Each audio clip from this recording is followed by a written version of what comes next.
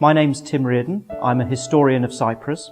For some 20 years now, I've been researching the history of the island during the Second World War, and more recently, I've been looking at the history of the Nicosia Airport, tracing its development from the first arrival of the RAF planes in March 1930 through the Second World War, when it was developed as one of the more important RAF bases in the Eastern Mediterranean, heavily fortified, and some of those defences are still there, through to the 1950s, when the RAF returned in strength, and the airfield grew significantly as a civil airport as well.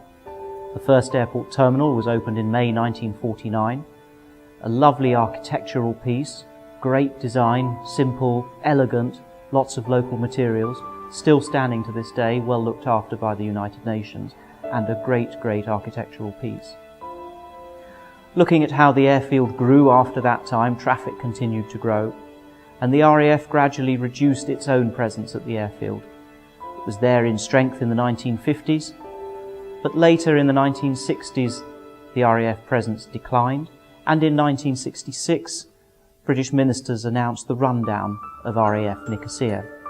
Under the Treaty of Establishment, Britain remained responsible for providing technical services at the airfield, and though that function was discharged by the Royal Air Force.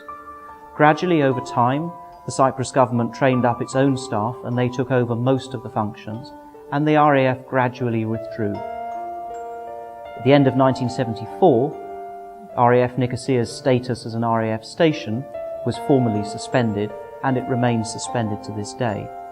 Most of the buildings and other infrastructure that was built by the RAF at the airfield is now in use and occupied by the United Nations.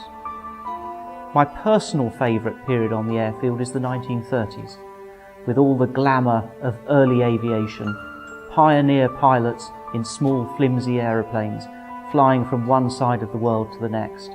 Many of them stopped at Nicosia, often on record-breaking flights between England and Australia. Why did they choose Nicosia?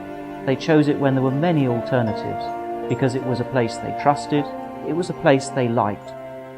And for all its simplicity and the fact that it didn't have the infrastructure of other aerodromes in neighbouring countries, it was here that the pilots chose to come. And that really does speak volumes to me about how well run Nicosia was, and what a friendly and welcoming place it was too.